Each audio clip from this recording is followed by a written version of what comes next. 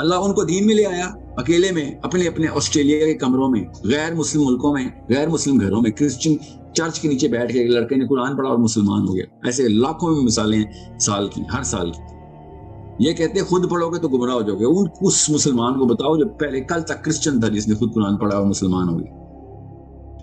So this is the real jihad that you have to do. Intellectual warfare में पहले आए, physical warfare तो 1% भी इफेक्टिव नहीं होता अगर आप इंटेलेक्चुअल वॉरफेयर में फतह के काबिल नहीं है तो। ज्यादा से ज्यादा क्या होगा, उठाएं एक न्यूक्लियर बम लगाएं तल अवीव पे, क्या हो जाएगा? 3 दिन बाद हम सब फिर से यहूदी हुए होंगे कि ग्लोबल क्वेश्चंस के आंसर आप देंगे और लोकल सास बहू की लड़ाइयों के लिए हम फतवा लेके आएंगे मौलवी से कि मैंने तलाक कब देनी है और मैंने शादी कब करनी है।